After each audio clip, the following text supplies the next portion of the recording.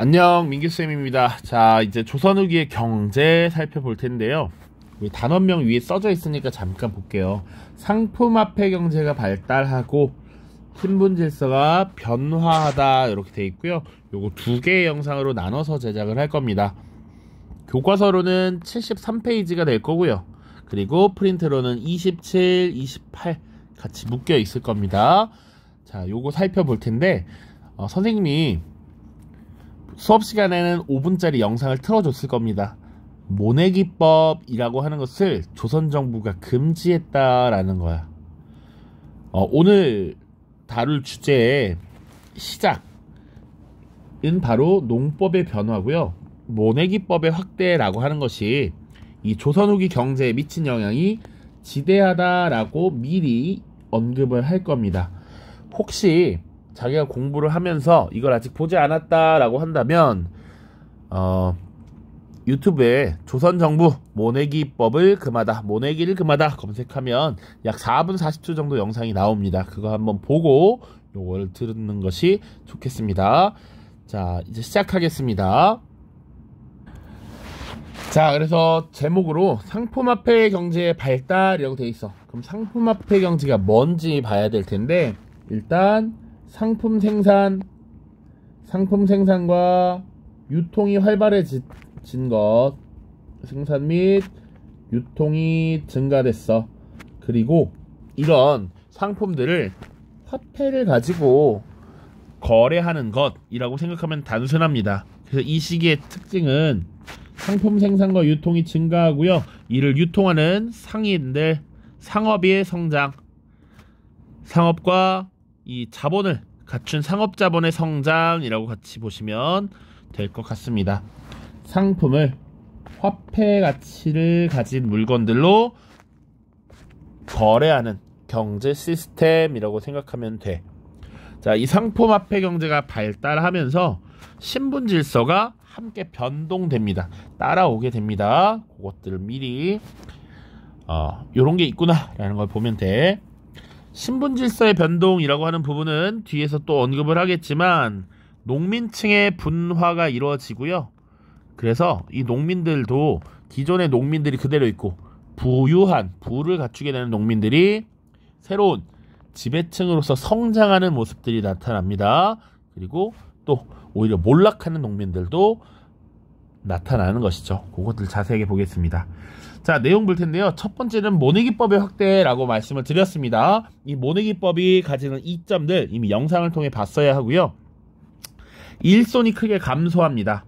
모내기법이라고 하는 거, 벼농사에서 가장 중요한 것은 잡초를 잘 제거해서 벼가 잘 자랄 수 있도록 하는 거야. 그런 잡초 제거 방법이 김매기라고 하는 것인데, 이 김매기가 훨씬 수월해지면서 일손이 감소해.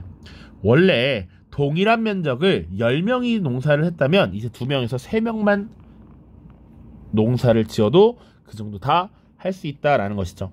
이 잡초 제거에 드는 노동력이 크게 감소했고요. 그리고 건강한 모를 옮겨 심기 때문에 애초에 생산량 자체가 크게 증가합니다. 자, 생산량 증가는 두 가지 측면이지, 건강한 모를 성장시켜서 생산력도 증가하고요. 이모작이 가능했습니다. 벼와 보리를 1년에 두 가지 작물을 지을 수 있었다라는 거야. 원래 생육 기간이 겹치는 부분이 있어. 그래서 원래 1년에 한 가지밖에 농사를 못 짓다가 모내기법, 모판에다가 벼를 심는 요 과정에서 생육 기간이 겹치지 않게 되고 1년에 둘 다 지을 수 있게 됐다. 그리고 노동력이 줄어들다 보니 적은 인원이 넓은 양의 토지를 농사짓는 광작이 가능했다라는 것이죠. 생산력이 크게 증가했다. 이것이 잉여 생산물을 늘리게 되는 거야. 이렇게 많이 남으면 어떻게? 이꼴 거래를 해야죠. 거래 해서 물건도 팔아먹고 그래야지. 자, 그리고 이제 지대의 납부 방식도 변화합니다. 지대의 납부 방식의 변화. 지대는 원래 땅을 빌려서 농사짓는 소작농이 지주에게 납부하는 대가야. 땅을 빌린 것에 대한 대가, 원래는 일정 비율을 세금으로 지대로 납부를 했습니다. 자, 밑에 설명을 좀 할게요. 자, 다시 좀 그리겠습니다. 자, 이 땅을 빌려서 농사를 짓습니다. 자, 요 땅에서 농사를 지으면 일정 부분 생산이 되겠죠. 생산량이 있을 거야. 예를 들어서 벼농사를 짓는 쌀이 예를 들어 100만큼 나온다 라고 봅시다. 100만큼. 자, 그런데 이 모내기법이라는 걸 실시하면서 훨씬 더 많은 양을 생산하게 됩니다. 예를 들어서 100을 생산하면 지대로서 50을 납부하도록 했어요. 그러니까 생산량의 일부를 지금 납부하는 것인데 보통은 2분의 1가량이 됐다라는 겁니다. 그런데 이 모내기법을 도입하면서 생산량이 증가하는 것이죠. 그리고 일손도 줄어들어. 그러니까 실질적인 생산량이 거의 200 가까이 된다라고 보시면 됩니다. 혹은 300까지도 가. 왜냐, 이 모내기법을 실시하면서 노동력이 감소하죠. 그러니까 그 투입된 노동력에 대한 대가 지불도 있어야 할 텐데 그것들이 많이 줄어든다는 것이지. 생산량은 증가하고요. 이 과정에서 세금을 납부하는 방식이 일정한 금액을 납부하도록 하는 정액제로 변환됩니다. 왜 그랬냐면 이 당시엔 정률제로 할 때 생산을 많이 하는 것이 지주들에게 도움이 되기 때문에 농법이라든지 종자라든지 뭐 비료라든지 이런 걸 자꾸 간섭을 해. 그런 문제가 많이 발생했습니다. 그래서 이 모내기법이 도입된 이후에는 내가 딱 전부 다 많이 줄 테니까 간섭하지 마쇼 이렇게 되는 거야. 뭐 70에서 80을 주기로 약속합니다. 이렇게 되면 지주도 입장을 봤을 때 이득이고요. 농사를 짓는 소작농들도 이득이 된다라는 거야. 그러니까 이제 어찌 보면 모내기법의 시행으로 생산량이 증가되는 것을 확실히 할 수 있으니 지대를 조금 높여주더라도 이 생산량의 절반을 납부하는 정률제보다 정액제가 훨씬 소작농 입장에서 유리했다는 것이죠. 그래서 이런 납부 방식이 변화하게 돼. 타조법에서 도조법으로 변화하게 됩니다. 또 사실 지주와 소작농의 관계도 사실상 양반 지주와 일반 농민 신분적 종속 관계에서 이제 경제적 계약 관계로 사실상 변화하게 된다 라고 하는 것, 요게 같이 세트로 묶이게 됩니다. 자, 여기 교과서 73쪽에 나와 있는 부분이야. 지대 납부 방식이 도조법으로 변하였다. 그리고 지주와 소작농의 관계가 신분적 종속 관계에서 경제적 계약 관계로 변화하였다. 자, 어쨌든 모내기법이 확대되면서 지금 잉여 생산물이 많이 남게 됩니다. 생산량이 크게 증가하면서. 자, 그리고 또 양란 이후에 상품 작물들이 많이 들어오게 되고요. 이런 것들이 많이 재배돼. 사람들이 이제 상업이라고 하는 것이 활성화되다 보니 돈 되는 작물에 대한 관심도가 높아져. 여기서 상품 작물이란 인삼이라든지 담배, 채소들을 말합니다. 여기 채소에는 뭐 옥수수, 고구마, 고추 뭐 이런 것들이 있어. 이런 것들이 농민들의 수요가 늘어나고 있다는 거지. 이걸 팔면 돈이 되는 거야, 더. 그래서 이런 것들 재배하는 모습이 많이 나타나고요. 어쨌거나 지금 모내기법의 확대, 상품 작물의 재배 이런 과정을 거치면서 농민층이 점점 나뉘게 됩니다. 그래서 이 선진농법 모내기법을 도입해서 부를 쌓은 경영형 부농이 등장하기도 하고요. 또 문제는 원래 이것을 10명이서 농사를 짓던 것을 2명에서 3명이면 농사를 짓게 돼. 그러면 7명에서 8명이 일자리를 잃게 되죠. 그래서 결국 자기 땅에서 밀려나기도 합니다. 돈을 번 농민들이 땅을 더 구매하면서 자기 땅을 부득이 팔게 되고, 남의 땅에서 농사짓는 소작인들이 생기기도 하고요. 더 늘어나기도 합니다. 또 혹은 아예 임금을 받고 노동을 하는 임금 노동자로 변모하기도 해. 이 임금 노동자들은 주로 수공업이나 광산업, 광업에 종사하는 노동자로 변하기도 하는 것이죠. 자, 무튼 지금 농업 발달의 양상을 쭉 봤어. 조선 후기가 되면 모내기법이 발달했다. 요건 논농사에서. 사실 우리 교과서에 안 나오지만 밭농사에서는 견종법이라고 하는 농법이 확산되면서 또 생산량이 증가해. 이것이 지금 상업의 발달과 수공업의 발달을 촉진하였다라고 하는 겁니다. 그래서 상업의 발달 보겠습니다. 자, 일단 상업의 발달 기본은 농업 생산량의 증가야. 요건 기본이야. 그래서 잉여 생산물이 지금 시장에 나오기 시작하는 겁니다. 그것이 상업의 발달에 지금 촉진 배경이 됐다. 또 우리 수치체제 변화에서 강조했던 겁니다. 대동법을 실시하면서 공인이 활동하기 시작해. 공인이 뭐 하는 사람이었지? 공인은 국가에 필요한 물품을 대신 구매해주는 상인들이었어. 물품을 대리 구매해주는 상인. 그런데 이 국가, 이 궁궐, 경복궁에서 정부에서 필요한 물품들이 뭐 몇 푼 되는 것이 아니라 어마어마할 거란 말이야. 국가 예산이 어마어마하기 때문에 이것들을 거래하는 공인들이 적극적으로 활동하면서 자연스럽게 상업이 활성화되는 것이죠. 그리고 이제는 시대가 변하면서 사상이 등장합니다. 국가의 허가를 받지 않은 상인인 사상이 등장하고 또 성장을 해. 그래서 우리 교과서에는 지도와 함께 대표적인 사상들이 막 나타나기 시작해요. 그래서 예를 들면 개성지역의 송상, 의주의 만상, 부산의 동래지역의 내상, 이런 상인들이 있습니다. 또 뭐 수도 한성의 경강상인도 있어요. 무튼 이런 상인들이, 사상들이 성장하게 되고요. 추후에 이들은 어마어마한 경제력을 갖추고 도고로 성장하기도 합니다. 도고란 독점적 도매상이냐, 막대한 경제력을 바탕으로 물건을 독점 판매하는 이런 사람들이 나타나. 우리 교과서 74쪽에 자료를 한번 이따가 볼 겁니다. 자, 그 다음 상업. 장시가 발달했대. 장시는 상이냐 상인. 그래서 오일장 같은 것들이 주로 많이 나타났고요. 일부는 상설시장화 되기도 합니다. 상설시장은 항상 열린다라는 얘기야.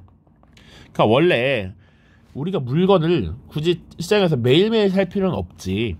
한번 미리 쫙 사두고 일주일 생활하고 또 시장에 가면 되잖아. 그러니까 지역도 마찬가지였어. 이 지역 시장도 예를 들어서 춘천에 봐.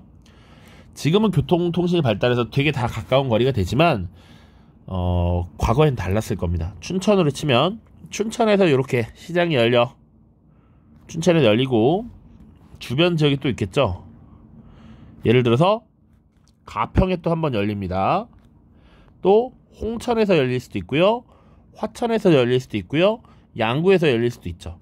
그러니까 이거를 요렇게 하나의 교역망이 형성되면서 상인들이 춘천에는 1일과 6일, 가평에는 2일과 7일, 홍천에는 3일과 8일, 원주에는 뭐 4일과 9일, 양구에는 5일과 0일, 이런 식으로 상인들이 이동하는 거야.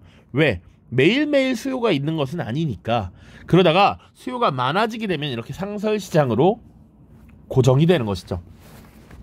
이런 시장에서 역할을 수행했던 상인들이 주로 보부상, 등짐 장수, 등에다 이렇게 짐을 지고 다니거나 보따리를 들고 다니는 사람들, 이들이 시장을 옮겨 다니면서 장사를 했다라는 것이고요. 그리고 이 과정에서 장시가 발달한 지역이 주로 포구입니다. 포구. 배가 왔다 갔다 하는데 물건이 계속 오가기 때문에 이 포구 지역에서 활약하는 상인들이 바로 선상, 객주, 여각입니다. 배에다가 물건을 싣고 다니는 상인, 혹은 일부 숙박업을 제공하고요. 돈을 빌려준 금융업도 하고요. 물품을 보관도 합니다. 이런 것들을 통해서 부를 축적하는 객주와 여각 다 포구 주변에서 성장하는 상인들이다. 이렇게 시장이 활성화되다 보니까 화폐 유통이 활발해지고요. 이때 많이 유통되었던 화폐가 상평통보라고 하는 것이 있습니다. 이것은 주로 숙종 때에 어마어마하게 많이 활발하게 쓰여집니다. 상평통보. 물론 문제도 생겨납니다. 과거에는 쌀이나 옷감을 무대기로 들고 다녀야 했어. 근데 이제 동전을 들고 다니면 너무너무 편하죠. 그리고 쌀이나 옷감은 쌀은 썩고 옷감은 삭을 수도 있어. 썩어 없어질 수 있어. 근데 돈은 없어지지 않아. 그러다 보니까 이 동전을 창고에 보관하면서 사용하지 않는 문제가 발생합니다. 그러니까 시중에 돌아다니는 화폐가 많이 줄어들고요. 이때 화폐가 사용되지 않으니까 올라갈까요? 떨어질까요? 찍어놓은 화폐는 많은데 시중에서 거래할 때 화폐 자체가 부족해. 화폐 자체는 굉장히 가치가 높아지는 이런 모습이 나타나고요. 그러다 보면 물가가 하락하게 됩니다. 그래서 디플레 현상이라고 하는데 이런 경향성을 전황이라고 해요. 전황. 돈이 말랐다 이거야. 시중에 풀리지 않는다. 그래서 화폐 가치가 올라가면서 물가가 떨어지는 이런 현상이 나타나기도 했다. 자, 그리고 상업 마지막 대외무역이 활발해지면서 게시무역, 후시무역이 성행되었는데 게시무역은 공식적이라고 생각하시면 되고요. 후시무역은 비공식적 혹은 밀무역이라고 생각하면 돼. 사적으로 이렇게 진행하는 무역입니다. 그러니까 원래 국가에서 무역의 량이 정해져 있었기 때문에 이걸로 부족하면 뒤에 후시라고 하는 무역시장이 열려서 따로 밀무역을 했다 이렇게 생각하시면 됩니다. 게시와 후시 같이 보시면 돼요. 자, 그 다음. 자, 이제 수공업입니다. 수공업. 원래 수공업이라고 하는 것은 어떤 물건을 만들어내는 것이죠. 그리고 이 수공업은 보통은 조선 전기엔 관영 수공업이 중심이었습니다. 국가에서 필요한 물건을 만들도록 해. 그러니까 만들 수 있는 장인들이 있을 텐데 이 장인들의 명단을 국가가 가지고 있었고요. 국가에서 필요한 물건만 만들고 그 이후에 어느 정도 세금을 납부한 다음에 물건을 만들 수 있었어. 수공업도 통제의 대상이었습니다. 상업도 통제였지만 수공업도 어느 정도 통제였어. 그러다가 조선 후기가 되면 민영수공업이 발달합니다. 자, 민영수공업이 발달하게 된 배경 중에 하나도 역시 공인의 활약이야. 공인의 등장. 국가에서 필요한 물건을 이 공인들이 사와야 했기 때문에 물건을 만드는 사람이 더욱 필요했고 민간에서도 적극적으로 물건을 만들기 시작했다. 조금 더 지나면 선대제라고 하는 것이 활발해집니다. 선대제라는 건 먼저 납부를 했다라는 얘기거든. 먼저 납부를 했다. 자, 그래서 상인, 자본이 당시 업자에게 물품 대금과 업자가 만드는 데 필요한 그 임금이 필요하죠. 임금을 선지불하고 물건을 납품받는 형식이야. 선주문 시스템입니다. 선주문하면 제품을 나중에 제공하는 거야. 이게 선대제야. 요게 활발해졌고요. 나중에는 수공업이 발달하면서 공장을 지어놓고 사람들이 쫙 모여서 단체로 이렇게 수공업에 종사하는 모습이 나타났다. 이때 공장에 고용되는 임노동자들도 있겠죠. 임금을 받고 일하는 사람들. 이 사람들 어디서 왔다? 아까 농민층이 분화하면서 농사질 땅을 잃어버린 사람들이 있었다. 이들이 공장에 가서 취업을 하는 것이죠. 자, 그리고 열심히 물건을 만들 수공업을 하려면 이 광업도 활성화가 되어야 됩니다. 그래야 무슨 금속을 가공해서 만들더라도 금속이 있어야 만들지. 그러다 보니 민간 광산 그리고 은광이 개발되었고요. 보통 은광 개발이 정말 많았습니다. 은이 국제적인 화폐로서 유통되었기 때문에 은광 개발이 많았고, 특수한 것은 또 광산 경영의 측면에서 나타납니다. 돈을 가진 상인들이 자본을 지원하고요. 일종의 전문 경영인이라고 할 수 있는 덕대를 고용합니다. 지금 현대로 따지면 CEO가 되겠지. 전문 경영인. 그래서 업무 전문화 이런 것들. 그러니까 예를 들어서 채굴을 하는 사람, 그것을 다시 가공하는, 재련하는 사람, 이렇게 업무 분화를 적극적으로 맡겼다라는 것이죠. 전문 경영인 덕대의 등장 꼭 기억을 하십시오. 자, 전문 경영인 덕대, 업무 분화 촉진 이런 것들 같이 보시면 됩니다. 이렇게 보니까 너무 낙서가 많네요. 필기가 더럽게 많은데 그럼에도 불구하고 잘 기억을 해 두셔야 되는 부분입니다.